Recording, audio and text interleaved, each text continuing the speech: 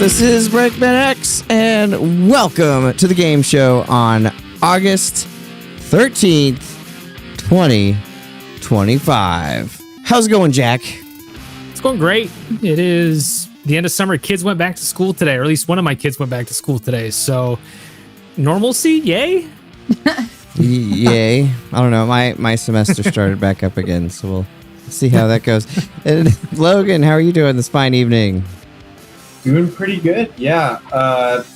Got into another festival last couple of days with Edge of Oblivion, which is exciting.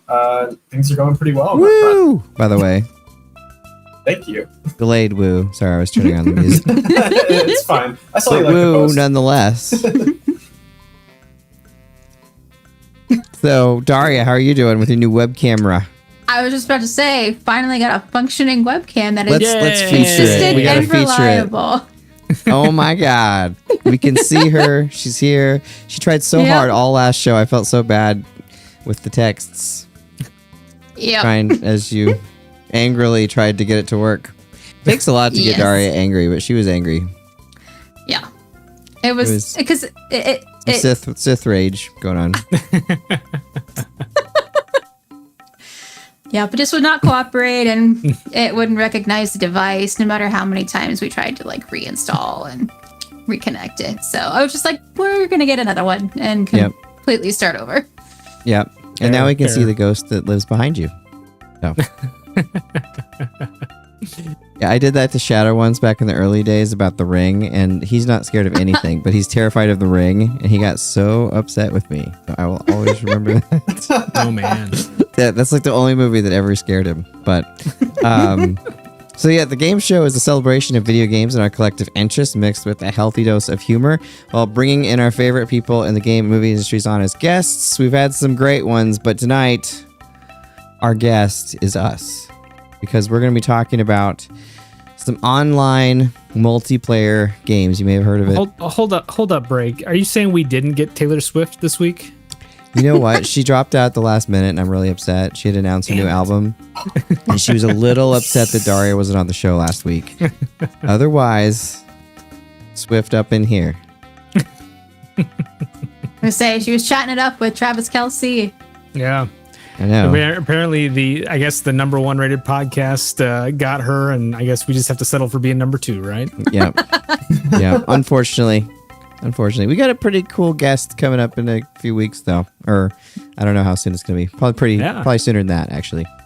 But yeah, this is gonna be a fun show tonight. I'm excited. I love both of the ones. I love the ones with the guests because it's so much fun to learn. I learned so much last week. I feel like I took I got an engineering degree last week with Ace. He was awesome. Yeah, I will tell you, I spent, after we were done, the next night I went out and did get the Gradius collection on my PS5. Nice. And literally was just sitting there thinking about everything. And then I went over to my arcade cabinet and I was like, you know what? I should fire up Jackal. And sure enough, I've got the ROM that has the rotating joystick. It doesn't work because I don't have a rotating joystick, but the controls are there if I wanted to activate it. It was a little weird, and I still feel like I'm kind of like beyond the pale, and like I don't know which way is up or down because it's just completely shattered my Ace belief system around upside Jackal. down. That's great. No, it was really fun. I learned so much just and I need to actually even watch it a couple more times because there's a lot of really awesome information. So thanks so much, Ace, for being on. It's too bad Darria wasn't interested enough to join, but Stop. no, she would have really loved. She was really trying hard to be in there. I'm joking. And if that was true, I would never say it out loud. So you know it's not true if I say it. Okay, so let's start with what we're playing. Jack, what are you playing right now? Oh man, I got to tell you, it kind of lines up great with our topic this week. But I spent a lot of time this week playing Battlefield 6, the open beta that we were talking about just a little bit last week. It is awesome. Like I don't know if I just missed Battlefield, like real Battlefield, for a long time, or if I just really haven't played a really true multiplayer shooter for a long time. But Battlefield 6 scratched that itch. I played a little bit over the weekend. If you want to check it out on the YouTube channel, there's the archives up there. I played a terrible set of games, but it's still really awesome to watch. Time to kill is a little fast, but I think they're going to tweak it. The vehicles feel powerful. The shooting feels great. The different classes all feel different. If you haven't played a Call of Duty game for a while, or you're sick of Call of Duty, I think it's a legit alternative to it this year. I'm very excited. They're doing another open beta weekend this coming weekend, and I am planning on playing that a lot, at least as much as my schedule will allow. It's gonna be a lot of Battlefield up in here. Well, your schedule better allow it. We'll see. No, that's good. That's cool. I'm going to talk about Battlefield a little bit later. The last one I really liked was Battlefield 3. Yeah. No, I mean it's you and just about everybody between. I think Battlefield 3 and Battlefield Bad Company 2. I think a lot of people feel like those are the last two really good Battlefields, and then they kind of just went off a cliff. I tried 4. I can't remember why I just stopped playing it, but I remember trying 4.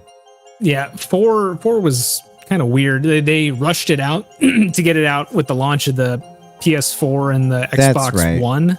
That's right. I remember. And yeah, they took them a long time to get it even stable. And Battlefield 5 and Battlefield 1 and Battlefield 2142 just weren't what anybody was looking for. Yeah, I completely lost all interest at that point. But yeah. But Logan, what have you been playing this week? Yeah, so on the trip to LA I took here with my friend Aiden, he got me back into an old addiction with Clash Royale. For sure. Yeah, so that sure. I'm not playing it nearly as much as I was back then, but like I'm kind of getting back in and relearning like all the cards and everything. So there's like a bunch of new stuff. There's like evolutions now. And working with like my old decks, trying to remember what strategies I used back then. But I don't know, it's been kind of fun getting back into it. Oh, cool. It's always nice when someone brings your addiction back. So you just gotta get that dopamine. Yep. Man, that there's a South Park where Satan describes like dopamine addiction, and it's like the best explanation of addiction ever. But like, it's so weird that it's like the devil saying it. But I can't remember what episode it is. But anyway, Darria, what have you been playing this week? So I haven't had much time to play, like, because I've been playing FBC Firebreak on the PS5, but I've been pretty busy the past couple weeks. Fits in with the episode, so. But I've been playing on the Switch, Tetris Effect Connected. Nice.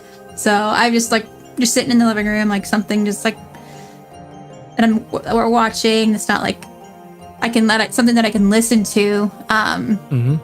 I'll just play that while just glancing up every now and then. So nice. Well, I've been playing. Awesome. I played the Gradius Collection quite a bit. I really like. I played all the games in it. My favorite version of these games though has not changed. My favorite version of Gradius 1 is the Famicom version, like the Japanese exclusive. There's something that's so satisfying about that version, despite the graphical downgrade. Gradius 2, my favorite one is the PC Engine version. A little bit easier. Love the music. Gradius 3, I know it's probably not the best version, but I love the SNES version just because I have nostalgia for it. It's a little bit easier with all the slowdown. And I actually like the music a little bit better on the SNES. So, well, even the arcade's got some pretty bad slowdown, but we can get into that. It does. No, it does. But the SNES is like that bubbles. When the bubbles are there, it's like the bubble SNES level is just it's literally terrible. Drowning. Yeah. So just kill everything. Yeah. And then Salamander. My favorite version of Salamander is still the PC Engine version. Salamander 2, awesome to have that on there. And then Salamander 3, I think, is kind of the star of the show. It's what most people are talking about. There's tons of reviews out there, but I love Salamander 3. I thought they went back to kind of the style of 1, not really the style of 2. And it really looks like a game that was released back in that time. It seems like it feels very, very faithful to the original ones. I need to play it more to see where it fits in, in the pantheon for me. But I think it's a good release. I'm not disappointed with it, and I think it's the best way to play those outside of the versions that I mentioned. Yeah, it's a solid game. Like, and just to be clear, on the collection, it's just the arcade ports. Just the arcade, yeah. Yeah, that was one of the things I was a little disappointed with, but I guess I understand why they did it that way. Yeah, it'd be cool. I mean, there's so many versions of those games across so many different platforms. Yeah, I mean, it's kind of crazy just how many different ports there are. That's kind of one of the reasons I'm looking forward to that MK Trilogy release, that collection, because it's going to be like, hey, here's the Game Boy version, here's the Game Gear version, here's this really crappy version that like maybe 5 people played when it first came out, but we're going to put it on here. Does it have the MK Trilogy on it? Yeah, they announced it at Evo. It's going to have MK Trilogy on it. Okay, because that's my favorite one. That was, and it won't have the crazy loading times of the PlayStation 1 version. You ever play I mean, it shouldn't. Yeah. You ever play a Shang Tsung and it like you morph and it's like fight. Yeah. It was bad. It was really bad. Yeah, it was pretty bad. The N64 version was awesome, but it didn't have all the stuff. So it's like, yeah. Do you want to like choke on the game constantly, or do you not want to have everything? So I chose to not have everything. The N64 version is the one that I played a lot of, and MK4, everyone's favorite. Yeah. It's not. It's not the favorite, I don't think. That's the Mortal Kombat arcade game is the only arcade game I almost got beaten up playing. I believe it. I beat up not the kid, but his character in the game pretty bad. Flawless victory, double flawless victory, fatality. And like, I had to leave the arcade. He was going to kill me. He was older than me by several years. And he wasn't happy about the situation. So I left the situation. But yeah, I've been playing that. I've actually played some Star Fox 64. I don't know why I got the hankering to play Star Fox 64, but I love that Katina stage, the one that's like basically ripped from Independence Day. Yeah, it's so much fun. Like I just love. I'll play till that stage and like stop, because it's just like it even has the yeehaw thing at the end. Like it is Independence Day. But yeah, love that. Of course, Dr. Mario. I did finally play Donkey Kong Bonanza. I like it. Maybe I had too much hype for it. I don't quite love it as much as I was expecting to. And, it could come. Maybe it just hasn't come yet. How far into it did you get? A couple hours. Okay. Did you get any of the Bonanza powers yet? No. You keep playing. Okay. I'll go for the Bonanza powers. I've never been a huge Donkey Kong fan in general, but I do see the potential, and we know how I feel about Nintendo. I also played the Ninja Gaiden game. That is awesome. That is really good. That is way better than just about any of the 2D games in that style. I also played the Shinobi demo, and so far I like the Ninja Gaiden game better. But it could just be 'cause it's a demo. I don't know. I like the style and everything of Range Bound better. I started Suikoden Remaster because it was on sale. Oh no! On the PS5. That's you planning on finishing that? It's a pretty big commitment. It's a pretty big commitment. I know. It'll take by the time we're in our 5th year, I'll be halfway through it. And what really sucks is my PS5 froze. So I lost a lot of progress. It's the first time I've had a current gen console freeze of any of them. So wasn't too happy about that. We'll see if I go back to it. But that's what I've been playing. Awesome. Lots Sounds of like play. You've been busy, yeah. Yeah. In between either, yeah. So so let's go ahead and if Maul hops in and I don't see him, let me know. And I'll take Darth Maul off his picture. But if you'd like to participate in the game show, please write in on the YouTube chat. We'd love to hear your favorite online game memories and on your online situations. And if you subscribe right in the middle here, we'll get a notification with your username, assuming that you have your YouTube privacy settings set to have your subscriptions public. It'll pop up right there. We would love to do that. So please like and subscribe. So we're going to start out, and kudos to the Burton of Jack for creating this wonderful outline, because it's been very helpful in designing, and getting this episode going. So, the current state of the genre. Yeah. So, Jack, do you want to start us off here with the big push? Yeah. So, like, online multiplayer games have, like, we'll talk about it some more here in a little bit. But as of right now, I thought it'd be a good place just to kind of talk about where they're at right now and just what the current state of the industry is around online multiplayer games. There's a lot of, I won't say bifurcation, but there's a lot of fracturing that's been going on. There's been a huge push for like free-to-play games. You see a lot of stuff that is online multiplayer only, and a lot of it's free-to-play. The biggest game in the world still is Fortnite. Fortnite is a free-to-play game, massively multiplayer. Well, not massively multiplayer, but it's multiplayer. You get 100 people in a game. You got your PUBGs, your Apexes, those kind of shooters. You also have Roblox, which is another huge free-to-play game. It's arguably even bigger than Fortnite is. But like it's really interesting to see how much these online multiplayer games have really kind of taken over. And that's not to say anything about like Minecraft, because I know that can be multiplayer.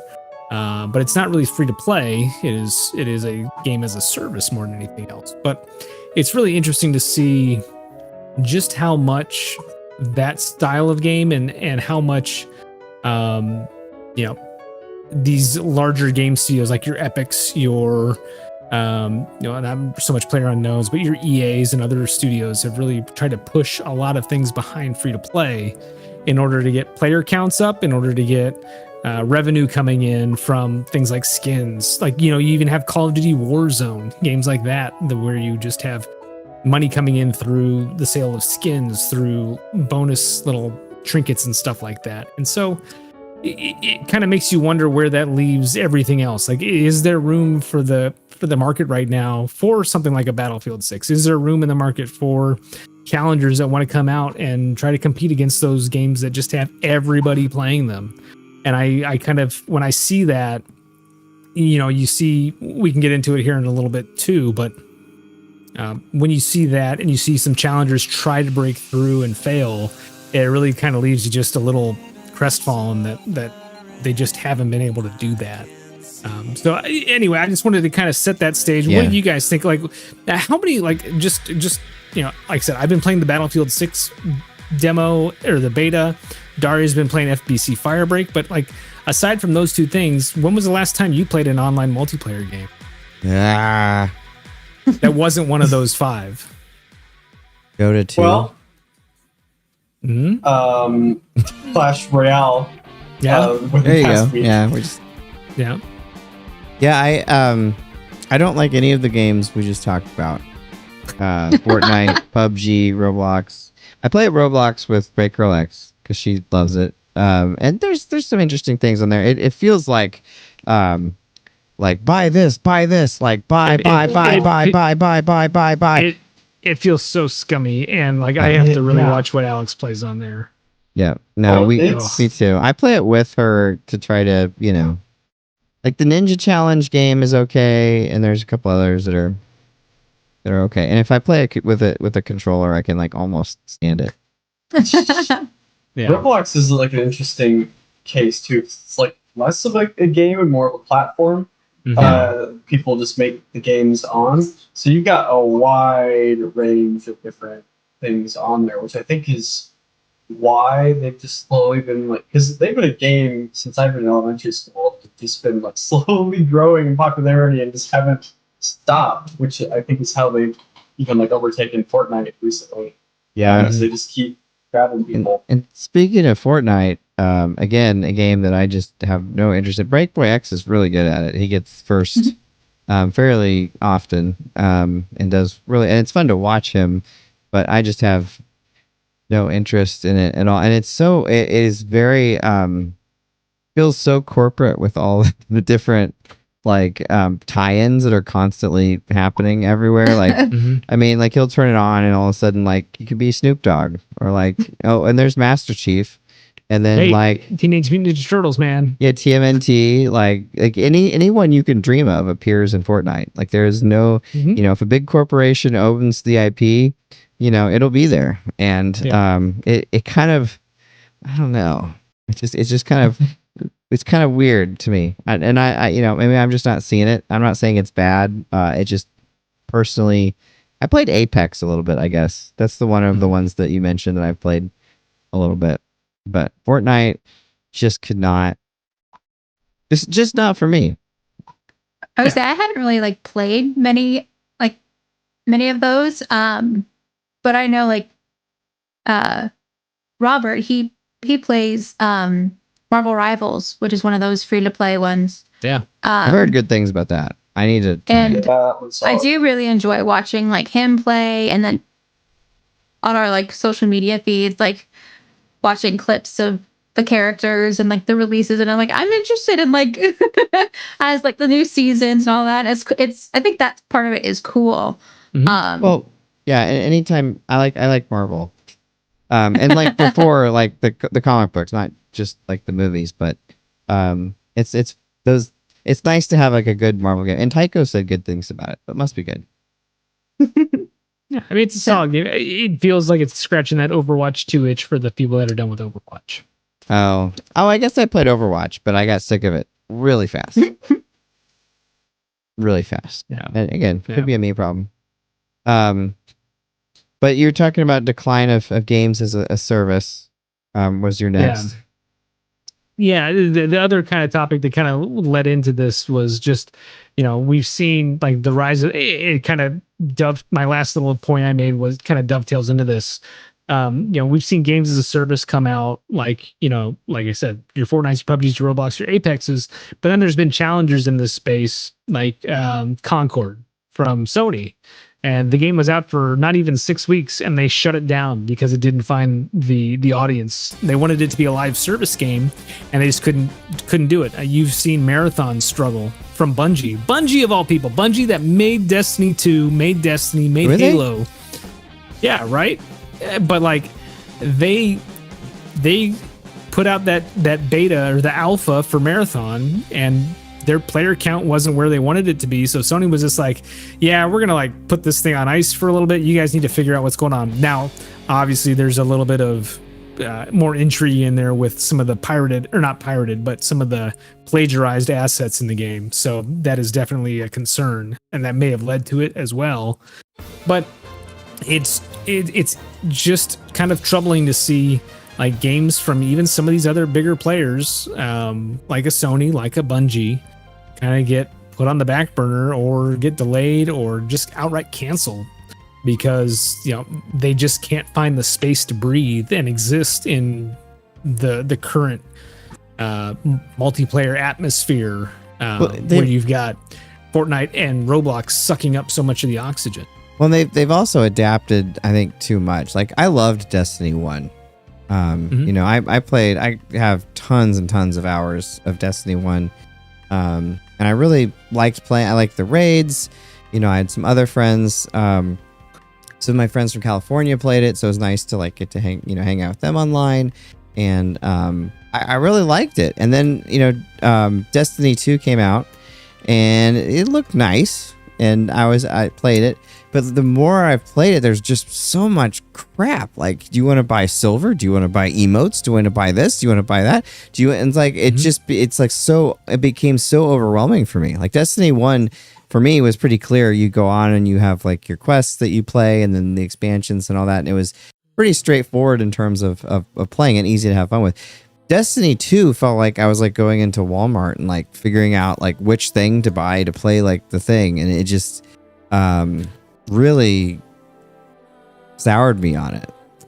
I mean, certainly as that game, Destiny especially, as the game kind of wore on and like you would still go into the same game. Like Destiny 2, like I haven't played it for 2 years. If I hopped in there now and tried to start playing, I'd be like, where did everybody go? Well, I'm Vincent Vega looking around trying to figure out where the hell everybody went. Like the game has changed that much, and granted it's not a short amount of time, but it's enough time, and so it kind of leaves people out in the cold. They don't want to come back if they're not constantly in that cycle and continuing to play it. Yeah, but I don't know. I was sad because I liked Destiny 1, but it just becomes so. It's the constant growth. Everything has to grow constantly. Nothing can be stagnant. Yeah. You have to constantly be adding players, constantly be making more money, constantly be selling more stuff. And and it's just a constant cycle that just wears me out. I feel like that's really the only reason why some of these like more platform style multiplayer, like free-to-play games have been able to persist for as long as they have. Because like the interesting thing about this to me is that it also kind of mirrors just like AAA as a whole. Like a lot of like the bigger AAA games are just not even like making that big of an impact anymore. But like I've been noticing a lot of like the indie like multiplayer games are actually doing pretty well. They're not lasting nearly as long as like Fortnite is, but that's because they're not like on the constant content treadmill. But they will oftentimes like blow up and get like a huge player base for a while. Like Among Us and Lethal Company and those like level of games. Yeah, Among Us was fun. And you get we used to play that as a family. You do get some success stories like that, but like you said, there's still indie games, and like they penetrate so far. Like Among Us did really well, and like Among Us, I think Among Us was a time and place just anomaly because you had people in quarantine during COVID, and it was the perfect game for kids that were, you know, struggling to figure out and like talk about themes that worked out really well. Who's the monster? Who's got COVID? You know, I mean, it was pretty timely. Who should be ostracized? I mean, really, it's like which color do you ostracize of the ones that are playing? I saw a red vet. I wouldn't. They probably didn't pitch it as that. Yeah. But should we go back to the beginning? I think so. Of these games. Yeah. The sound of music. That's the first thing. Hey, should we check on the chat first? I know. Let's check out. That's a good idea. We haven't checked on the chat yet. Yeah. So Maximus Prime, thanks for chatting with us. First chat. Tech failure and low Wi-Fi, the bane of all gamers. Indeed. I had more fun playing Battlefield than COD when playing multiplayer. Oh, me too. I always like Battlefield more than COD. Other than Call of Duty Modern Warfare and Modern Warfare 2. Those were the best. But and then Smash Bros. For N64 was great. I love Smash Bros. I haven't played the N64 one. One thing I'll say, Modern Warfare 2 has awesome sound design. Of all those games, it's my favorite. And we were, I didn't get to work on it, but I was working at the sound company when they were working on that game. And the amount of work they put into all those different sound effects and all the mix and everything. Some really awesome. It was the same, very similar team to the people that worked on The Matrix. Nice. So. You didn't get a chance to play either of the remasters, not remasters, but the remakes of either of those? I did. I don't know. I didn't get that far in it. Okay. Maybe I should give it another shot. I really liked the originals when I played them, but when I played the remake, I was like, I've played this before. Yeah, the originals, there's no compare, but the remakes do a pretty decent job of capturing the spirit. Cool. Yeah, they're good. They're definitely my favorite Call of Duty show. Yeah. Then Maximus Prime also says most people are happy to have a fun Donkey Kong game since it's been a while. Yeah. No, I'm happy. I like the original Donkey Kong and I like Donkey Kong Jr. And I just never got into the SNES ones. No love for Donkey Kong 3? Come on. Give Stanley his due, man. It's nothing compared to Donkey Kong Math. Yeah. I have never gotten past the second level of the original Donkey Kong. I just haven't figured it out. It's so good. You gotta keep playing. You mean the one with the ladders and stuff? Yeah. I mean they all have ladders, but like the original arcade Donkey Kong. Yeah, the level 2. Yeah. You got to get to the elevator level and the conveyor belt level. Wow! Okay. That's such a class. I still enjoy playing that game. I've got Donkey Kong Jr. I've got it on my RetroPie downstairs. So Nintendo, it's purchased legally. You know. Yes. Put the time in. It's worth seeing those 2 extra stages. It is. It's a really rewarding game. I remember the first time I played that game and I looked at it, I was like, this, because it was pretty simple compared to the other NES games I had, and I was like, I don't know. But I loved it. I still love it. And the music's great. I won't derail too much, but the first time I saw Donkey Kong in the it wasn't even in an arcade, it was in a grocery store. And like, I thought it was the coolest thing ever. Miyamoto. That's awesome. Miyamoto. Yeah, and then next one, I found a great time with Friday the 13th, the game, and Space Marine 2 co-op missions online. Yeah, Friday the 13th is pretty good. I'm a little more of a fan of the. I know what you're talking about. What's Dead by Daylight? Yeah. That's the one. Oh, the yeah, Halloween DLC. Fun. Yeah. You're doing FNAF and Dead by Play as Michael Myers. My dream. Wait, there we go. Wait, this stuff.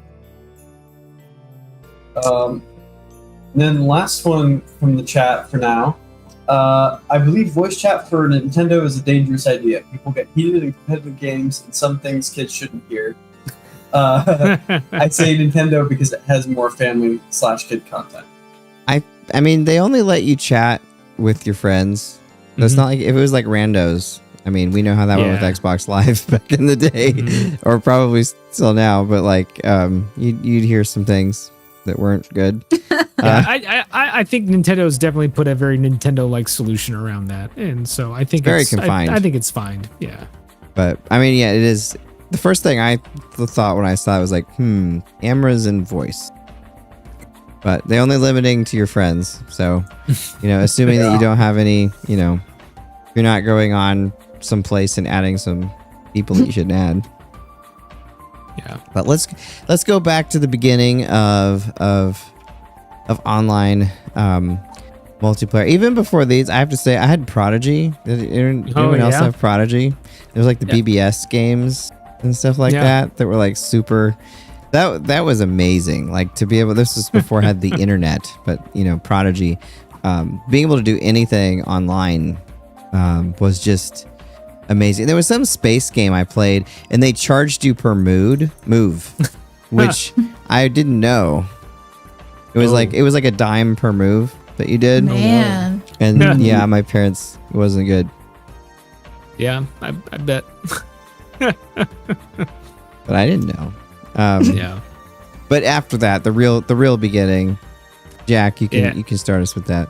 Yeah, so the real beginning. Let's go back to the heady days of 1994, and you've got John Carmack and John Romero and a bunch of his guys over at id Software, and they come out with Doom, and they developed the first real IPX and even IP TCP IP application with real, like for all intents and purposes, real use in Doom multiplayer. So next thing you know, people on LANs are having multiplayer games. They are just kind of going all over the place. People started figuring out how to network systems together, not just locally, but across wide area networks too, at a very, very, very small rate, because you still had to have a 56K modem. And in 1994, like you mentioned, Break, it was probably Prodigy, maybe the beginnings of AOL at that point in time. If you had internet. And so that's kind of how I got introduced to Doom, was multiplayer, or at least that's how I got introduced to online multiplayer games, was Doom. And then soon after that, you had kind of the flood of first person shooters. You had Duke 3D, you had Quake, you had all kinds of games in that same vein that had multiplayer. And they each had their little gimmicks, but they were all pretty much the same thing. It was like 1 to 4 players, maybe 8 players if you were lucky.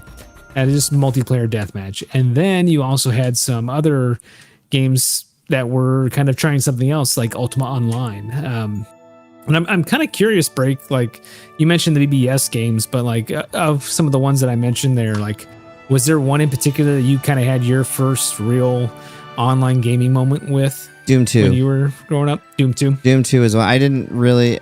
Doom 2... I'll go ahead and talk about it now since we're at it, but I got Doom 2 because a friend of mine had it, and you would call the person.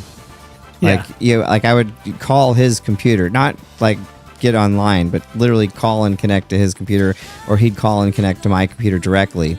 And But it was so much fun. I mean, running around shooting rockets at each other, and just like the fact that you like I could see him move across my screen was like amazing. Like it was like, how could they do any better than this technologically? Like it was the most amazing thing. And I also was when I realized I'm terrible at first person shooters. but it was a lot of fun. And I liked the multiplayer way better than the single player. Like that was definitely the majority. Anytime I could dial in and play with, it was this one particular friend that we'd play pretty frequently. But anyone I could play Doom 2 with that was it. That was my first real online game. What about you? Oh man, I mean, for me, it was probably the original Doom. We actually got it on. I had a Mac at the time. It was like a Mac OS 7 era. So like the TCP stack barely existed in there, and not to mention trying to do it over the internet. So I literally spent like an entire weekend, one weekend, trying to figure out how to get my computer, because we had AOL at the time, how to get my computer to connect to AOL, figure out what my IP address was so that I could connect to my friend that was across town and play him, just like you said, one-on-one matches. And like we got 5 minutes before we got cut off because I think one of our parents picked up the phone. But we would get disconnected all the time, and your guy would just be yeah. It was the most glorious 5 minutes we had ever played, and that was kind of like that was the first hit, and then we were both kind of hooked. It was such a rush because you'd be like playing, you're like, okay, we're gonna disconnect, we gotta keep playing, and then until it would happen. Yeah, there was something about just getting that first taste, because Darria and Logan, I'm sorry, but like at the time, like this was like magic. Like it was literally magic. Like I can play you and you don't even have to be in the same room as me. This is amazing. It literally blew me away. I couldn't believe, and you'd see, just the dialing, dialing into like the computer, and you'd see all the like text flying across the screen of the connection stuff, and it was amazing. I mean, now when you just hop on and you're all of a sudden playing with people, you really take it for granted. The first game that was, I shouldn't say the first game, but the game that really made online seamless, Halo 2 did a pretty good job of that. We can get to that in a little bit, but I think this is a really good place. So Darria or Logan, like obviously you guys are younger than Break and I. Do you have any experience with some of the earlier games, like from the like early to mid 90s that kind of introduced any of these online multiplayer games? I don't think I've played any games from that era that had multiplayer in them. No. Okay. Darria? I was gonna say, like, my sister was the one who got the Xbox 360, and and even then, like, we didn't have like enough internet at the time because like we didn't have we were too far out from the city to be able to like actually get connection. And so, but we didn't have like mobile broadband either, so we would just use hotspots on our phones. But I didn't really I know I watched her play Call of Duty. She played Minecraft, she played a lot of those games, but the lag must have been monumental. Yeah, and I was waiting for games to download from the internet. But no, she that was the console that we had that could actually kind of do that stuff, and there was nothing really before that I've gotten that I was able to do. You missed the dark ages. Yeah, they really were. I mean, it was really the primordial sludge, if you will. Do you remember reading about in magazines them talking about the future and how you'd be able to do that? I remember reading magazines way forever, before any of that happened, about how someday you'd be able to play with people that weren't at your house, and I was like, whatever. That's not. That's ridiculous. What kind of witchcraft is that? I thought it was a pretty lofty goal too, and then it happened. And yeah, no, and then it happened, and it was, and then hearing about when it was new, like, yeah, where the phone line. War Games, that movie, yeah, that did it. Thermonuclear War. Of course, I wouldn't play that one. Global Thermonuclear War. But War Games, that original '83 movie, I love that movie. As hokey as it is. Mm-hmm. But honestly, that's a pretty good segue, because like the next phase of things is kind of the growth of the whole genre. You started having things like Warcraft and Starcraft come out, and even like things like Counter-Strike and Half-Life multiplayer. Like those games really kind of took the ideas that were kind of originated in some of those really quick ones. With Counter-Strike, it killed me. Yeah. So, little slight light tangent. So my cinematography class, when we do fog, the fire sensors at my university are light sensitive, not the ones that a lot of places have. So they will set off the fire alarm, and then the fire trucks will come if it happens. So when we do fog, there's a very specific procedure I have of people leaving in a very specific way, leaving quickly, so that way none of the fog gets in the hallway. And when I do it, I always go, go, go, go. And they never know what I'm talking about. Oh, that's sad. But like, it always remind me of Counter-Strike. I think Aiden's told me stories about these. Yeah. Yeah. It only takes one student to make that not go well. I'll tell you that. But it's worth it. They got to know how to use aerial diffusion. Anyway, Jack, back to the period of growth. Yeah, so you just had a huge amount of growth. Broadband started becoming a little more regular, like, around that time that Counter-Strike really got popular, like right around 1999, 2000. You had broadband starting to penetrate like schools, universities, a lot of academia, a lot of where younger people were with computers. And so you had some proliferation of games like StarCraft, like Counter-Strike, like Dark Forces 2, Unreal Tournament, a lot of stuff kind of in that range that really started to make it more than just your mom and dad maybe had a 56K modem and like you could play something that resembled an online multiplayer game with a friend. 56K was like the top quality, by the way. Like a lot of people had like 14.4 or 28.8 or 36, whatever it was, 36.6. Yeah, not to be old man yelling at cloud, but like, if you had 56K modem, you felt like you were hot shit. Like, you were on top of it. It was a big difference. And then I get to college and it's like you have 10 megabits of bandwidth, and I was like, whoa! Like I can download a 10 meg game in a minute. This is awesome.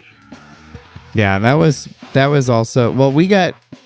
Right before I moved to college, we got this weird broadband that was like this wireless dish on our house, and it was it was like it would go up to like 50, not kilobits, but 56 kilobytes. Okay. So it was significantly faster than dial-up, but it still wasn't that fast. But then when we went to college, we got cable. That was much, and then it was like amazing. Yeah. But StarCraft and Warcraft were cool. I played most of that like in LAN rather than. Yeah, and there was a lot of that. I would say what was really interesting about that kind of period of time was it showed that it wasn't just first-person shooters that could do online multiplayer games or like asynchronous games. You could really do some things that were kind of outside the boundaries of that, like an RTS, a sports game or some other things like that. You could do that all in real time too, now that the connections were good enough. And that was always intriguing to me. Yeah. I don't know about it was a big step up. Mm-hmm, for sure. Big step up. And all the connections were more stable. It worked a lot better. Yeah. And then my least favorite genre is next. I only like one game ever in this genre. Well, although you could kind of say Destiny is an MMO. A little bit, yeah. But like, MMO shooter.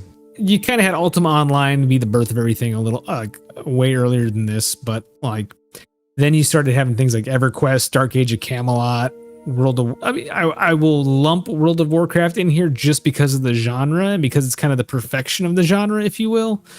But like MMOs hit huge in like 1999 to 2001. Oh my God. Shadow was so obsessed with EverQuest. And he kept trying to get me in it, and the graphics look just terrible to me. Yeah. And I tried to play it with him, and I just was so uninterested. Well, you had so many games at that time. Like you had like once, so EverQuest did pretty well. And then you had WoW come out, and it just kind of was 800-pound gorilla in the room, and it was still trudging on to this day. There's one that you're missing. That's my favorite one. Star Wars Galaxy. Wait. Before that. Oh. Dreamcast. Okay, Star Wars Galaxies. Dreamcast. Oh, Phantasy Star Online. I guess, yeah, it's that That same is an time MMO. period. That is an MMO. And it's the only one of those that I like. I played that a lot. It's fair. Back on the Dreamcast. I played it a lot, and I had so many network problems trying to play that game. I actually didn't. Of course, I wasn't using a broadband adapter. I was on the 56K modem. And I didn't really have any problems, which is crazy because I lived in, well, Logan knows where. Back to actual Logan, you guys have like fiber now there. When I was there, you barely had internet. There was like, I've got fiber in my house right now. Stop it! Per second. Stop it! Jealousy is great. No, when I lived there, it was dial-up, and like they had like 5 connections for the town, so you would frequently get a busy signal, and it was like, now what am I going to do today? It was really frustrating. Yeah. Well, no, it was Phantasy still kind Star of rough here, even not that long ago. Like, only like 6 years ago, I had friends who were on like less than 1 megabit per second. Yeah. I was on 56K for many years, from 6th grade till senior year, and actually probably wasn't even 56K, to be honest with you. It was not that fast, but yeah, I liked Phantasy Star Online a lot. I'll when I talk about my favorite memories, I'll talk about that one. But WoW, I tried to get into, was actually the subject of gamers, and I could just never get into it. I tried playing with different people. Even when I went to California, people were still playing it at grad school, and they were like, "Oh, you got to play it with us." And I played it once, and I was like, "This is just so boring. I don't want to go." Kill the little rat things to level up, and I did the South Park episodes, probably my favorite one, second favorite. I don't know, man. There's something really satisfying about doing some of those raids with like 10 other people. That's like what I hear. The 60-person raids, not for me, but like you get those smaller 10 to 15-person raids, and that was kind of. That hit the sweet spot for me. I was honestly jealous of people that, similarly like Pokemon, I was jealous of people that like World of Warcraft, because I tried 2 or 3 different times to get into it, and I just could not. I tried different classes, different characters. It just was, no matter what I did, it was boring for me, and I'm bummed because it was like a phenomenon. Like, everyone I knew played it, so it was like. And Maul has joined. Hello, Maul. Hey, welcome. Yeah. What's up, man? I heard there were some nerds here, so you've joined the nerdery. Stepped in. Yeah. Yes. Yeah. So heard you guys talking about some World of Warcraft there. Yes, we're talking about online multiplayer. Did you play World of Warcraft? I did a little bit. Yeah. Oh God! As always, like I could not make the lifelong time commitment that some MMOs are. I mean, like it's just an endless game. Which in some ways sounds good, but there's also stuff going on outside. So I played quite a bit for a little bit up till I got like, I don't know, a mount or something. I set myself like a modest goal since there was no end point. So I got my character up to near the first capstone, and then I was like, I'm good. I was never good. Well, I also like Jack mentioned, like the rush of being in the raids and stuff. I almost never actually was in one. I just kind of played it on my own. I was a real a real solo dude. I played as a like a ranger, and I had my pets. Yeah. You know, and I would just wander off in the middle of nowhere. And the only time I really interacted with people, I played a female character, and guys would come up and give me gifts and stuff, and I'd be like, "All right, thanks," and I'd take it and run away. Yeah. You know, that was about it. I love that.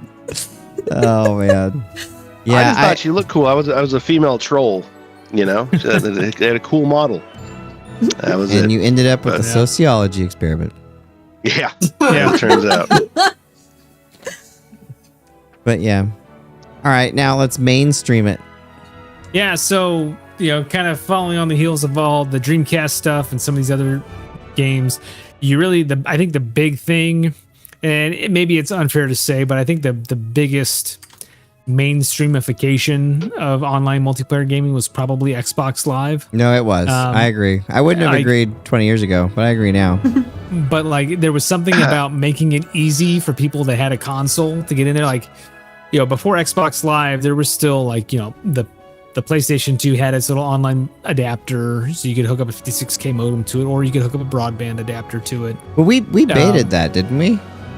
Yeah, we beta tested Xbox Live. But I'm just saying, like, that was one of the things that convinced me to like kind of not hate Xbox so much.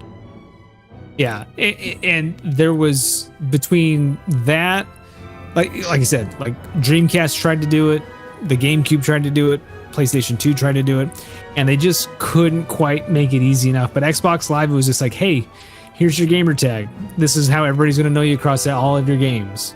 And all you got to do is connect this thing up to broadband, and you're off and running. And pay us $50 a month. And it was great. And Microsoft also, they had servers. Or $50 a year, all across the country. Like it was really, really awesome how they did that. They had servers all over the place to make sure gameplay was smooth. There's nothing like that now because it's not really necessary so much. But the infrastructure that they laid down for that was pretty unique. It was and massive. Yeah, it was pretty amazing. And when I was, with my Xbox, the original one, you can connect Insignia now, which is original Xbox Live, and the registration process is exactly the same and everything. And it was really cool to do that. And then also was kind of marveling at just how easy it was to jump in a game in that period. Yeah. And obviously it's the first iteration of that, but it definitely made things a lot easier for people to do that. You had games like Call of Duty, like the original Call of Duty come out that mainlined it. Medal of Honor was coming out of that same period of time. And then you started getting into things like Battlefield 1942, Battlefield Vietnam, Battlefield 2. Like, games were becoming more, or at least online multiplayer games were becoming more and more of a thing. You started seeing more sports games like NFL 2K, even Madden started doing it.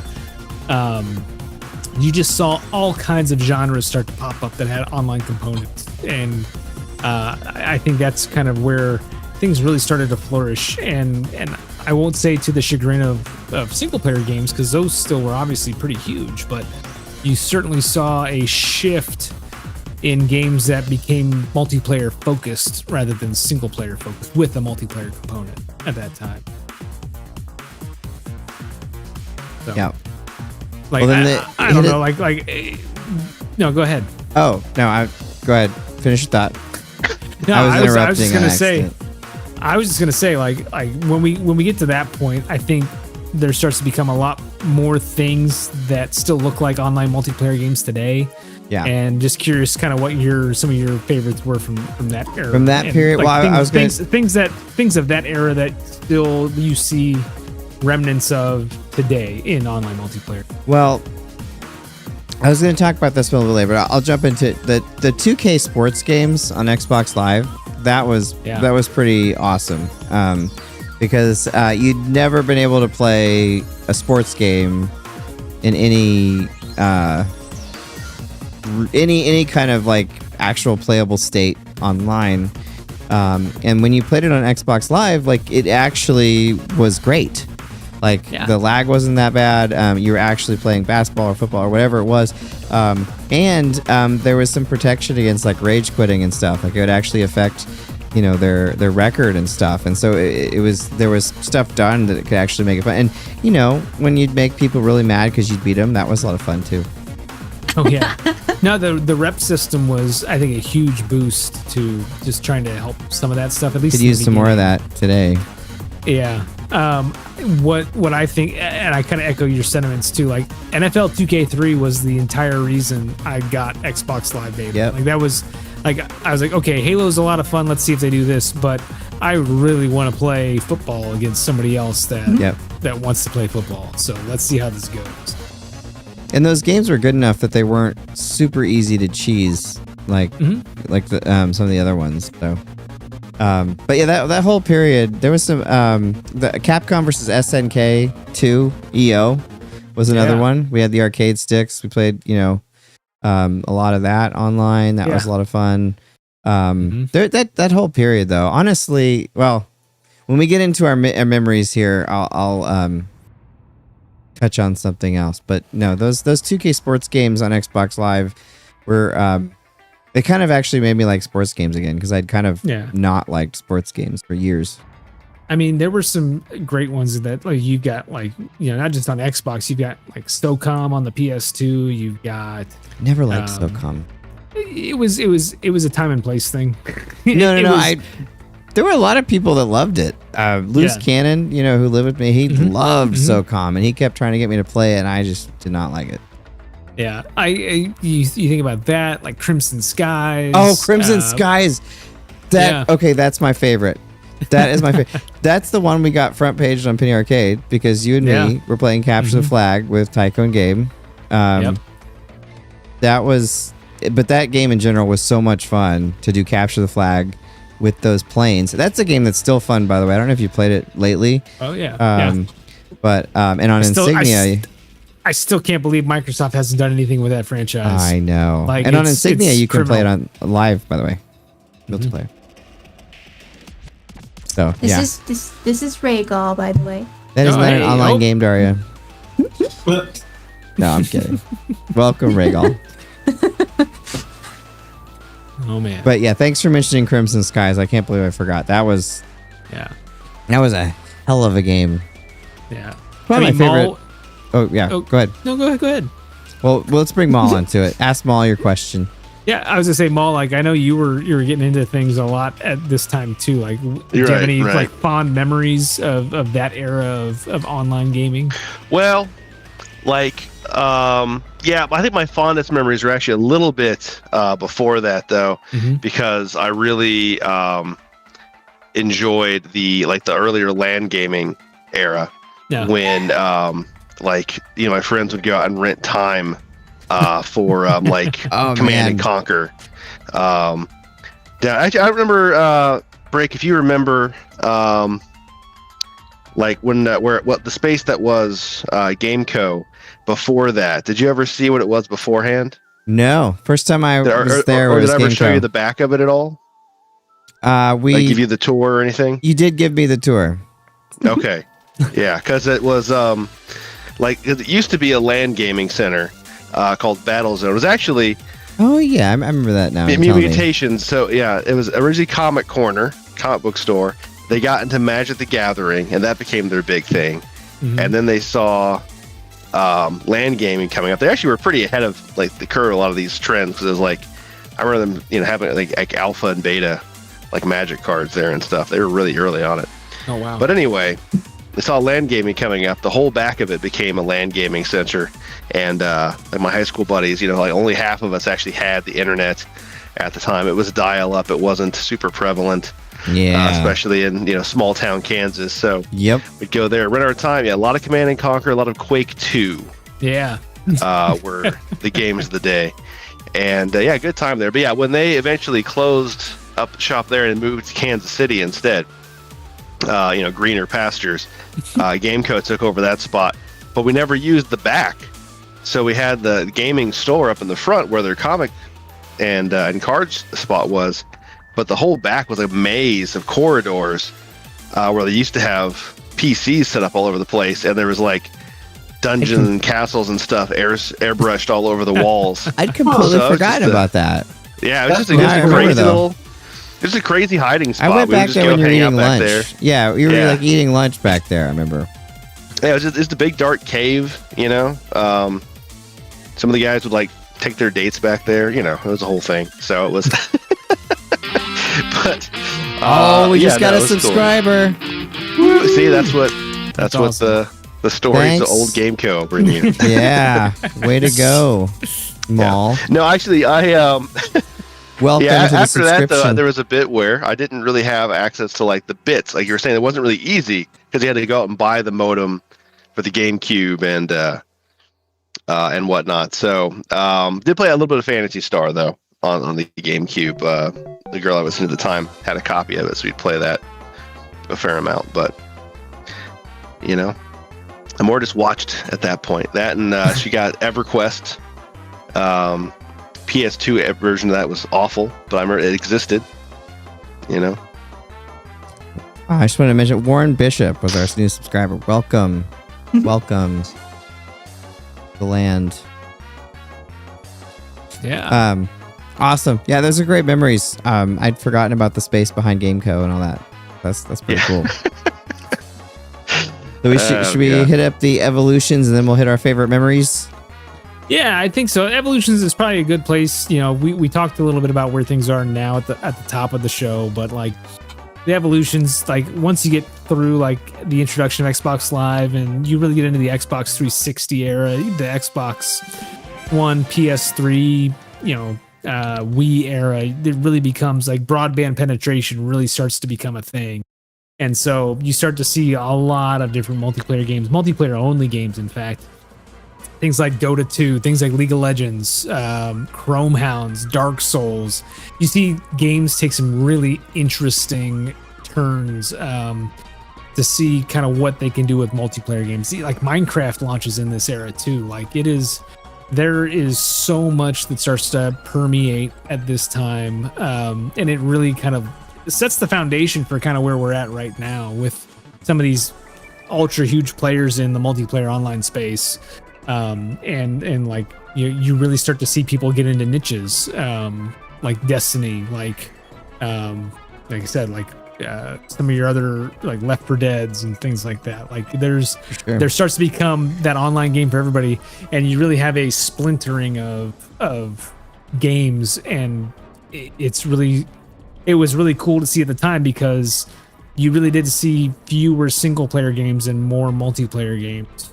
Like you started to see that with that mainstream era, but then at that next phase when you started to really get into all kinds of different genres, it really just became I won't say a have and a have not, but it certainly became kind of a two-party type of gaming landscape. If you had multiplayer games and single player games, and you had people that started to say, hey, I just play single player games or I just play multiplayer games, because they were just so easy to get into. And I wouldn't go that far, I don't think, but maybe though. Some people get really intense about it. Yeah, you know, I think what really interests me about this era is like you really started to see some people just take some real crazy chances, like something like Chrome Hounds. Like you couldn't do something like that, you know, even 2-3 years before it, because there just wasn't anything like that. Like proximity chat, doing some interesting things with how the gameplay interacted with your online play, and how just the landscape of the game changed when you were online.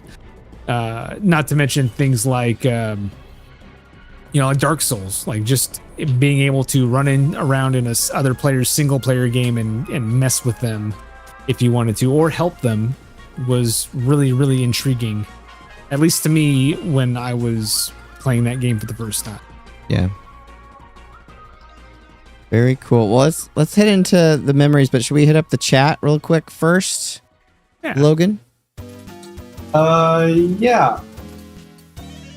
So we've got a few new people saying hello from Sketchy Kavish. Hey, Ceviche. Sorry. He was on the show a few weeks ago. Oh, yes. I think that was an episode I missed. Oh, yeah, it was. That's my bad. Cool. And then 8-Bit Moss Playa says, hello, everyone. And we've got Warren Bishop says, I need advice with the game Rust. It's too addictive. I've never played Rust. I don't really know how to help you there, man. I haven't played it either. Maybe I shouldn't. Yeah. One of those kind of games. Warren also says, I feel like it changed for me multiplayer games after Pokemon being able to trade with other players, etc. Ooh, Pokemon was a big one, like the link cable. Mm-hmm. Yeah, that was cool. Yeah, that was back in the first one they sold the link cable. They always had that before, and it was like, cool. I got Tetris. F1, man. You can play F1 against 3 other people with that thing. You could do something with Super Mario Land that wasn't that impressive. Was it like 2 players, like back and forth or something? That like why? I don't remember that. Can I tell you one thing though? What blew my mind? So the Nintendo Music app. They released like 26 Nintendo classic games. Oh yeah, I love that app. Soundtracks like 2 weeks ago. I realized I always thought that the F1 game that they came out with on the Game Boy Advance was just kind of a one-off thing. I didn't realize they made an F1 game for the Nintendo way back when it was only released in Japan. And like I learned that 2 weeks ago, and I thought that was very interesting. Ooh. Yes, for sure. Sorry, sidebar. No, it's all good. Well, thanks for writing in, everybody. And keep doing that, of course. Oh, all right. Let me bring it up again. Your last one, but 8-Bit Mouse Playa. I'm embarrassed to say that I've never played an online game. Love couch co-op. I want to get into it. Perhaps PSVR 2, Crossfire, Sierra Squad would make that happen. Go ahead and get Sketchy Ceviche just because it went up real quick. Yes. And then we better move on. We'll get the next one next time. Cool. I'm more of a multiplayer arcade games enjoyer. TMNT, Alien vs. Predator, that Cowboy Cows game from Konami. I'm old. Cowboys. It was a cartoon too. It was bad. Mm-hmm. It was very not bad. good. But I saw a couple episodes, and there's nowhere to watch it now. I was like, the other day, I was like, how? I just wanted to see how bad it was, and there's no place to watch it. That's how bad it was, apparently. That's Wild bad. West Cowboys of Movement Mesa, whatever it was. All right, let's dive into our favorite particular memories from online gaming. The first one I got to go to, so I'll expand upon it, say some things I haven't said about it before, but so the Internet Gaming Zone. Does anyone remember the Microsoft Internet Gaming Zone? Now, yes. Okay, so you'd go and they look like little tables, and you'd like click on the table and they'd start populating, and then once you had enough people at the table or whatever, you could start the game and play it. And there was a bunch of different games that you could play with it of various kinds. But the one that for me, of course, was Dark Forces 2 Jedi Knight. That was the game. Doom 2 is the one that I kind of first played. But I became obsessed with Jedi Knight. I was playing that online all the time. As I mentioned before, had clan. That's kind of actually how BreakmanX.com kind of grew out of that, because we, Shadow and I, and Richie had a clan that we would compete online. We started out Sith, and then we had a change of heart and became Jedi. But you'd go on and you'd find we'd have Padawan that would join, and we'd train them. And then we'd have clan battles, and there was this Case's Ladder where you could go. But that was like a really Case's awesome Ladder. Yeah, the loser would have to report the match. Mm-hmm. So that always got reported. But no, that was a really, really fun time for games. And my lag, I was on dial-up, so my lag was always like 700 to 800 milliseconds. And every once in a while, you get someone on that had a good connection. They'd have like 300 millisecond. It was like, whoa! It's like Star Trek computer they have. But yeah, no, that was. Anyone else play that online a lot? I played a little bit. Like, it was still kind of in the era where I really didn't have good broadband access, so like it really was tough. Narrow in fact, band. Just getting that game to run on my PC at the time was even just a hassle because, computer drivers, sound drivers, video card drivers are definitely not in the shape they are now that they were back then. That was the game that made me get like a video card, actually, because I was playing it at first like without a video card with software, and it looked like a LSD trip because none of the colors were like right, and so just bizarre random colors at low resolution. I actually played it like that, the single player, and then I got a 2 meg of RAM video card, really amazing stuff back then, to be able to run that game. But actually would run. But all right, Jack. Yes. Your turn. So I kind of mentioned it already, so I'll skip to another one. Halo. And not Halo 2 on Xbox Live, but Halo. So obviously I've talked a lot about this. I've played a ton of it in my day, but Halo, the original Halo on Xbox, me and my friends went so far when we couldn't play with each other in like a LAN setting. We would literally plug our Xboxes into our broadband adapter before Xbox Live came out, and we found a way to connect them up to GameSpy by like linking it off of our laptops or our desktop computers. And so that was a cool time. Yeah, so like you had a server browser and everything like that, and it was fantastic. It was not nearly as good as what Xbox Live became, but for people that wanted to get that Halo fix and you may not have had anybody around but you had time to kill, that was a killer app for us for probably about 18 months. And then Xbox Live came out and Halo 2 came out, and it was kind of like, well, so much for that. Thanks for the time. We'll see you later. But like for that 18-month period, it was magical.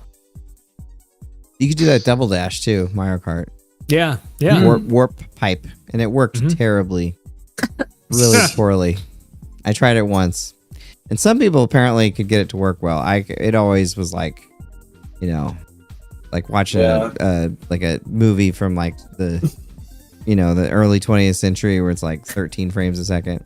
Yeah, I'd imagine like games like Mario Kart that are kind of fast paced. They usually require a lot of packets updating online, so that was probably a big struggle. It was packet starved at the time. Not a lot of packets. All right, Maul, do you have a favorite online multiplayer memory?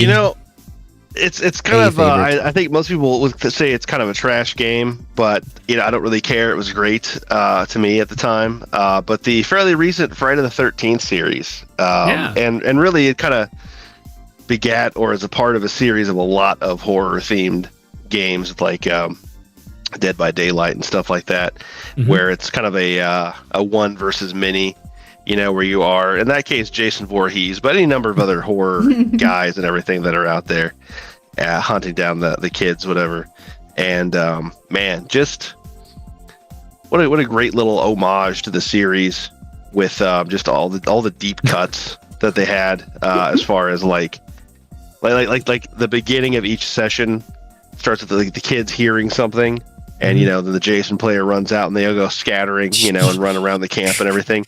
And it's right out of like the beginning of Friday the 13th 2, when the counselors are telling them the story around the fire and everything.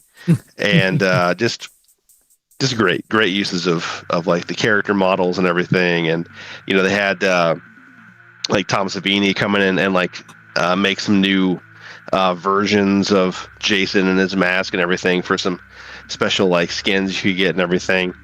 I don't know, it was just fun, and just like hearing little kids who probably were too young or not prepared or in bad hiding spots, and just like hear them screaming at the top of their lungs as you came bursting in through a door and pulled them out under the bed and broke them in half, and just nothing like frightening children with vicious fun. While we're on the subject, which is your favorite Friday the 13th movie film? The final chapter, the fourth one. Ironically, not the final chapter, but there's a whole story. Is that the one where he gets shot like a gazillion times? That, no, I think you're thinking of part 9, where he gets shot a whole bunch and then he explodes. Yeah. Wow, that's part 9. No, that's that one. Yeah, because that's Jason Goes to Hell. Okay, yeah. But that's only the beginning of the movie, because then then the doctor gets possessed by his spirit and eats his heart, and Jason goes into him and skin rides him for a while until he can find the next Voorhees, his long lost sister in his bloodline, so that he can then have an incest baby with her and be reborn. It's a whole thing. There's a whole cinema. Cinema. That's all it is. Yep. Francois Truffaut. Love it. Art is what that is. Yeah. No, the fourth one is the pinnacle of like where they finally realized that Jason was like an icon, and actually like put some film craft into it, some great shots, and of course Crispin Glover in there just spicing up the cast and everything a little bit with his unusual skills. And that was supposed to be the big send-off, and it made too much money, so they kept going for that's the one 6 with more. the cover is just like the mask with the knife in it. Exactly. Yep. Yeah. Which was okay. the a lot of the imagery they used for the Nintendo game. Yes. Was from that one. Yeah. Okay. Yeah. I remember. All right, Logan. Yes. Talk about a game you've never talked about. No, I'm kidding. I also talked about one I've talked about before. So. Yeah, I actually will talk about a game I haven't talked about yet. Oh. I'm going to talk about Left 4 Dead. This is probably my favorite multiplayer experience. The most unique, I'll say. No, maybe not my favorite, but it's up there. And I've never actually played just the game unmodded before. I got it like a couple of years ago. It was on a super sale, like a couple dollars or something like that. Mm-hmm. And my friends and I just immediately modded it to high heavy. So the only way I've ever experienced the game is with like the party filled with characters like Kermit the Frog, Eggman, Woody from Toy Story, this kind of stuff. And all the weapons are insane. Like my favorite is like this gun that is like dressed like the Union Jack and will say British every time it fires like a bullet. And like the zombies are also all like random characters. Like it's like the level of IP that Fortnite has, except it's janky, so it's really funny. It's like all the animations are like being puppeted, and they're just like mapped on in a weird way. That's a pretty good one. Yeah, and then like we modded even the music after you completed a level to be "I Need a Hero." It was just like the perfect vibe. But yeah, that was a wild ride. I love the Steam Workshop. Do some insane stuff. Nice. All right, Darria. So probably like it's honestly more recently that I've gotten into like multiplayer games. But the first one that I've actually gotten to play with other people is Sea of Thieves. And so I like it because like I do have the option to play by myself if there's nobody available to play. But it's one that like I prefer to play with other people. Don't mind the cats back there. They're no, it only adds to the show. We love the cats. Everyone loves the cats. But I don't know. Like Robert was the one who introduced me to it, and like getting to play with his friends, and it's just like it's a cool way to socialize too. Yeah. Did you say the name of the game, or did I just read it? Sea of Thieves. Okay. She did. Yeah. Okay. I couldn't tell if I like read it or if she said it. Did you ever get a chance to play, or did you have any interest in playing any of the Monkey Island content when they put it out a few years ago? Oh, okay. So I need to finish the third chapter. Okay. But because like I wanted to go through and make sure I could get all the commendations for all of that. I do like the Tall Tales. Going through all of those. I pretty much have a lot of the Sunken Kingdom commendations, and I unlocked the Sunken Curse. I like a lot of that stuff. But I like the... I don't know. There was also a phase when I was younger where I was like really into like nautical stuff, and so it's fun for me. It's a really cool game. Like Rare did a great job with it. Like it launched in a rough state, but like they got it to where it was a lot of fun. And like if you just want to relax and go sailing for a while, it's a really great game to do that in. If you can do it with friends, even better. It sounds like fun. I never really played it. Yeah. I started on Safer Seas and and just like practiced on my own, like trying to do as many things on my by myself, and then whenever like yeah, they're going crazy. Whenever like I could play with like Robert and his friends, like we could get like a galleon and actually like do bigger stuff. Like it was fun. So we haven't played for a while, so I haven't like really like explored the most recent stuff with the Reapers and like the new season that's coming up. But I do want to like get back into it soon. Yeah, but if you haven't played it since it like originally came out, I highly recommend you just check it out if you got Game Pass. Like it is it is a really fun game that's still, if you got Game Pass, still free. And it's worth checking out and just kind of bumming around for an hour or two in. Yeah, the water mechanics, like when you're on the ship and like the sounds of the water. Yeah. Like it's honestly, if you just like wanted to relax to that, you could. Yeah, I wanted to pick that one up as well. I think I should probably get it. Yeah, I actually play Sea of Thieves. I just sit on the beach and listen to it. Yeah. But and the music is also pretty good for the different like locations or like events. I also enjoy listening to that soundtrack outside of the game. Yeah, it's pretty great. Cool. So. Awesome. All right, I'm moving on to my next one. I'm gonna skip. I already talked about Doom 2, so I'm gonna talk about Star Siege Tribes. So this was the game I played after Jedi Knight, and it was Shadow got me into this, and we played this game all the freaking time. I loved Tribes, and it was the I'd been into Penny Arcade for a little bit, but it was the game that I got Shadow into Penny Arcade because they did a big Tribes comic on, and he loved it. But Capture the Flag on that game was so much fun. You had a jetpack, you could fly around. It was just so well balanced. And there's no way to play it today. And please correct me if I'm wrong, because I would love to play it again. But I've tried. There is no way to play that. It's dead. It is gone. And Tribes 2 is just not the same. Tribes 2 came out, and that thing died a very quick death. It was not good. But Tribes 1, so much fun. Really sad that you can't play it anymore, because those were the days. I would still play it, to be honest with you. Occasionally. Did anyone else play Tribes? Really did not. I missed the boat on that one. I know my reputation, but it was the same thing with Dark Forces 2. Just would not run on my computer at the time. Oh yeah. I struggled. It was a struggle during those times to get PC, and I was on dial-up, so like Shadow had cable internet at the time, so he could play it much better than me in Wichita. But being in out of nowhere, I had dial-up, and it was harder. I had much worse lag. I'd get sniped, and like they would snipe me. I feel like 3 days before I'd actually get sniped. My problem was always just the IRQ channels, just getting the IRQ channels to be correct, just to get the video card working.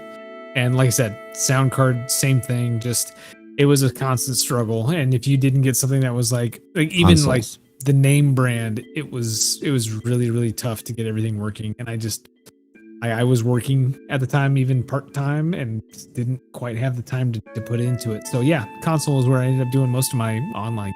Yep, me too. But there are a few like that one. All right, speaking of Jack, what's your next one? So I'm going to actually kind of swerve a little bit. X-Men Arcade. And that sounds kind of weird, but like X-Men Arcade that released on the Xbox 360. Like I love the Konami fighting games. Like you could put me in front of a Teenage Mutant Ninja Turtles cabinet, Sunset Riders, Crime Fighters, Cowboys of Moo Mesa, whatever you have, like you put me in front of it and I will play through the whole dang thing. I love belt scrollers or fighting games, if you want to call them that. Just beat 'em ups. And then when X-Men Arcade came out on Xbox Live in the 360 era, I think it was the first one before even like Teenage Mutant Ninja Turtles came out. And I was like, all right, I can play with 5 other friends and play through the entire arcade game online. Yes, let's do it. And like that was such a revelation to me. As like, this is awesome. I wish I could do this every night. And then you played through it like 2 or 3 times, and then all of a sudden it's like, oh yeah, these games are pretty short, designed to take all your quarters, so you have to keep pumping them in and playing it again. Doesn't work quite as well when you've got everybody that can just put fake quarters in. So it was really cool at the time, and then it was one of those things that, again, once you played it with all 6 characters and you got all the achievements for it, it was kind of like, all right, I guess I'm done. But that first time popping it in, playing with 5 other people over the internet was pure bliss. And you're not wrong that it is short and everything, but I will say that that's the one that I can just like go back and revisit. Oh yeah, over and over. Whenever I get bored, you just let it rest for a little bit, and you're like, you know what? I can kill some Sentinels. Yeah, pop back in there. and it's worth hearing Magneto. Welcome to die. Welcome to die. X chicken. Yeah. X-chicken. Yeah. I every now and again I get that itching in the back of my head. Nothing stops the blob. Just yeah. I got to hear that again. That's on the Pride of the X-Men too. I found my Pride of the X-Men VHS last week. Oh, nice. Yeah, nice. I'm gonna have to digitize it. I was like, it was in the bottom of a box. I was like, oh my god, I've not seen that for decades. Nothing stops the blob. Just a quick shout out to the somewhat superior inferior dub goes to the Captain America and the Avengers. One of you guys played that one? Yes. Yeah. Oh, I love the voiceover on that. Some real bizarre one-liners in that one. Yeah. Oh yeah. That was that one boss. He's like, ha ha ha. Yeah. What's the okay go? And some of the other ones are just fantastic. Avengers assemble. But it's just like whenever you put in a quarter and it goes, why? Yeah. Yep. I love that game though. That arcade game. It is a great beat 'em up. It is one of my favorites. It's not bad on the Genesis. Yeah, the Genesis version isn't bad. The Super Nintendo version is bad. Yeah, it's poopy. But the Genesis version is pretty good. Mm-hmm. Trying to remember some of the other funny lines. There's some other pretty funny. Oh man, it's like one of my favorites for bad. Yeah, I can't think of them off the top of my head. Yeah, yeah, there's stuff like Iron Man. You can't escape. Quicksilver. You'll be the one escaping. Oh, yeah. You will be the one escaping. The Shakespearean stuff there. Oh, basically. That game lives rent free in my head. Yeah, I want to play. Oh my god, I'm gonna get the Genesis version going. Didn't the Genesis version have an extra level? Or am I nuts? No, I never played the Genesis one all the way through, so I can't tell you. It's a good one. But yeah, the arcade game was... All right, Maul. Just another online video game. Great online stuff. I think back to I played a lot of Diablo back in the day, and that was probably the first real online on my PC experience. Like I said before that, we were playing a lot of Command & Conquer, Red Alert in particular, Quake. But when I moved into the dorms, then I had high speed. Prior to that, it was all dial-up at home. And the first games, it was right around when Diablo 2 was about to drop. So I borrowed a copy of Diablo 1, played a bit of that online. Dudes were showing me how to hack the game and get infinite items. It was really easy on the first one, and they were just dumping me armors of the whale and whatever, and making it way too easy to stomp through the game. And then 2 came out, and that one was a real challenge at the time. And I think a lot of people kind of are of the agreement that part 2 is probably the best balance of hit the sweet spot kind of graphically, challenge wise. It was good. It was very, very grim. I played a lot of Diablo 3 also. And I probably played the furthest from that, going into the instances and really grinding up a character and everything. But It just wasn't quite the same. Like the horror was really there in part 2, and finding some random strangers to stomp through that game with, was pretty memorable. Many a homework assignment skipped stomping through Diablo 2. Oh yep, man, same. That always reminded. Did anyone watch Doug, the Nickelodeon show? Oh yeah. So there's an episode of Doug where he like wins a video game system, and he like plays it, and then like just like totally flames out at school. And when I think about that so much, that's the episode that I remember, because he like kept playing this like chipmunk space game or something, and like his school career is just down the tubes. And when I'd play games as a kid, I was like, oh no, I can't be like Doug. Well, Doug is based on real life, so he is. He's the realest cartoon of all time. He is. It's like Jim Jenkins' life, apparently. Anyway, Diablo 2 and Diablo. Great choice. Diablo 2's great game. Great games. The last Diablo I really liked. 4 is not bad. I like 4 better than I like 3. Yeah, 3 was. I've liked all of them. I feel like people just can't be happy with stuff too. Stop it. I mean, it's fair to say that you like 2 the best, but for them to be like, it's not as good as 2, it's garbage. Like, guys, I'm not saying fun. It's garbage. It's just not, Well, that's fine. You can put it. I just be like the community at large. Like part 4, despite the fact that it sold really well, has a lot of derision, and I think a lot of people just like cannot let themselves just enjoy the game. No, I hate that about the game community too. If it's not, it's either like the greatest game that's ever been made ever, or it's like a turd roasting in the sun. Like there's no. I mean, middle. I'll grant you, Blizzard is up to some weird shit. You're right, and you can definitely have some really strong critiques about Blizzard, but still enjoy the game. Enjoy what you got. Yes, for sure. All right, Logan. Yeah. So, I'm gonna go with Phasmophobia as my next one. And for me, that really stuck with me because that was my first horror game, really. And I don't know, there was something really that grabbed me about the experience of being like afraid with other people. And like, none of us had played it at the time, so we were all new and didn't know what we were doing. And it was just really fun hearing like screams from a jump scare like around the corner from your friends, entirely like voice chat. Now we've all played it for hundreds of hours, so the game feels a bit different, but there was something really magical about that just like that moment there when we had just started playing. It was so mysterious. Yeah. Cool. And Darria.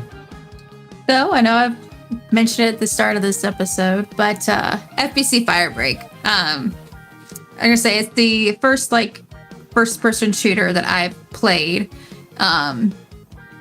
and like just being connected to the whole world of Control. Like, I love the lore, the environment, like just, and I'm excited for like how they're planning to like create more jobs and continue to develop the game. I will say, like, one of the things that I kind of run into is like I'll often get disconnected a lot, especially like when I made a lot of progress with a couple of other people. So that's kind of like a bit more disappointing. So I'm hoping that they'll like continue to work on that and fix that. And from their like patch notes, I believe that they are. But I don't know. It's like, I know it's not like PvP, but I do still really enjoy like. I was hoping that they would create a multiplayer thing in that world, because that's something that I want to play with other people. So been able to play with you yet. That's okay. I actually just saw that your Steam invite come through. I was just like, well, she's playing on PS5, but I didn't even see it until I was in the Battlefield 6 beta last weekend. It's like Jack was actually laughing to me because I was like, I figured you were playing on PC. So Well, it's got crossplay, so like I swear I will get in there with you. Next time I see you online in there, I will definitely make it a point to hop on. But like, cool. Yeah. I've been a terrible person. No, it's okay. I've been like pretty swamped like the past several weeks and haven't gotten to play as much as I would have liked. It happens. But I'll teach you the meaning of justice. That was the other Captain America one. Just came to me. Oh man, I don't even remember that one. Well, I need to play FBC. I'll play it with you sometime when I have time. Yeah. But this was a really fun episode. We're gonna be wrapping up here. I wanted to just rapid fire here really quick. Battlefield Vietnam, because we played that at the first BreakmanX LAN party, and JB brought it up. That was a fun one. And then Battlefield 3 had tons of fun with Eric Robbins, who was on the show back then in LA, who Maul would have been around for that time too. I don't think you played Battlefield 3 though, but Eric and I used to play. Not that I recall, but Eric and I would play Battlefield 3 every night, pretty much from launch for several weeks. So that was that weird EA website where you had to like go on your browser to join a game. Really dumb and awful. Yeah. And I'll give JB a little shout out too. He played with me a little bit the other night in the Battlefield beta, and that was a lot of fun squadding up with him. That took me back. He used to play Battlefield 3 as well. He's really good at flying that freaking helicopter. Yeah, he could like, and he apparently flew them for real over in Iraq or Afghanistan. Well, that's just unfair then, you know. I know, right? Unfair advantage. But yeah. So, Jack, what would you like to say before we head off into the sunset here? Man, like I said at the top of the show, I'm going to be really boring here. I'm just to say I'm really looking forward to playing some more Battlefield 6, man. Like, something about that game hooked me. It's got claws in me. I'm going to get as much out of it as I can this weekend. And hopefully they tweak a few things for the better. And this weekend's even better than last. I'm very stoked for it. I'm hoping to play it. I had the Gigabyte motherboards had a glitch with it with Secure Boot, and I fixed that. You have to disable it, restart, enable it, restart, and then when I got in, it said there's 15,000 people in the queue that I had to wait for. So that was too many to wait for. It's not that bad. Like it went through. Like I had like 100,000 people in front of me at one point, and I got through in like I got it's through in like 5 minutes. It's a lot of people. It's a lot of people. Like I think they said even just on Steam, the top concurrent user count was about 500,000 people at one point last weekend. That's not even including any of the consoles or people just playing directly through EA's Play system. Someday it'll match Roblox. A ton of people playing. Someday. That's that. So, quick tangent. That's one of the crazy things is like they think it's going to hit like Roblox numbers. And I'm like, there's no way you're doing that without this thing being free to play. And I know they're not doing that because they're already taking pre-orders for it. Yeah, Roblox has beaten all the records. And Maul, what would you like to say before we head off this evening? Oh man, I don't know. I don't have anything to look forward to. I had Gen Con. I had the Ghost concert last weekend, and now I'm out of cool things. How was Ghost? Ghost concert was amazing. It was so good. Played through all their, all the hits you want to hear. A few new tracks from Skeletor, and I was down in the pit. I was like 4 people back from the stage, and just like nice living it up. So me and cool. Papa had a moment, Oh, nice. Nice. Next time you should come on the show full makeup. I'll work on it. I need to get the mask. I do have a Pope outfit, so Did you have any? I know we have to go, but did you have any Gen Con stuff you wanted to share? You didn't get to last week. I feel like I'll need to come on to the beginning of a segment and go over anything because there's so much stuff to see. It's 72,000 people. It's hundreds upon hundreds of vendors. Like it's just too much stuff. So, if I can get in at the beginning of an episode next time, I'll see if I can make a little best hits list that we can talk down. I will say the number one thing though, the top of everyone's minds was Daggerheart. So if you're behind the curve on Daggerheart, be looking that one up. That's going to be like the next big thing for this year. I premiered Gamers there, or The Gamer there a few years ago. Did you? Mm-hmm. That's crazy. Yeah, I remember that short film, but like, you should have taken me up there. It would have been great. Could have wandered around. I should have. Yeah. No, that was fun. And Logan, what do you have to say before we get that? Yeah, not much. Just for everybody in the Kansas area, Oblivion is now showing at the Salt City Film Festival. Like I said, the beginning in September, which will be really cool. It's actually gonna be down in the salt mine. Oh wow! Really fun. Yeah. When you typed that at first, I thought it said Salt Lake City. I was like, oh, I could actually drive that and go see. Oh, no. No, this is different Salt City. Different saltiness. Hutchinson's known for their salt mine. Yeah. Supposedly, there's some of the Hollywood movies are stored in the salt mines. They have are. a storage system. Yeah, they have an archive down there because the temperature is so perfect. Yep. Don't steal anything. Dang. Darria. Worked the past 2 Saturdays and worked a lot this week, so I'm like only going in for a couple hours tomorrow, and I have a long weekend. Man, you're a hard worker. They must really love you. No, everyone should. But I'm probably gonna just try to get some rest and just chill for a bit because I've been just running nonstop. So get some rest. Listen take a to break. some Ghost. Well, I'm excited. We're gonna go to Casa Bonita in the near future, which I've never been. BreakmanX has been long time ago. She hasn't been since the South Park folks bought it. But we watched the documentary of their reopening and everything, and we've been wanting to go. And has the longest wait list of any restaurant in the country. Yeah, I went a couple crazy. times before they were bought by the South Park people. Really? Pretty fun. Yeah. You should watch the documentary. I think I've seen bits of the doc on Paramount Plus. Maybe. It's hilarious how awful it was. There's like exposed wire next to where like the divers come out. Like they were gonna spend like a couple million on it, and it ends up being like they spent $40 million. They will never make their money back. But Trey just really likes Casa Bonita.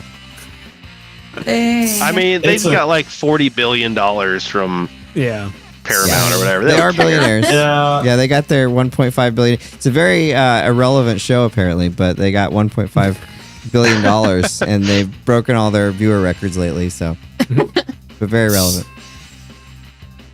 All right, well, see everyone same time next week on the game show.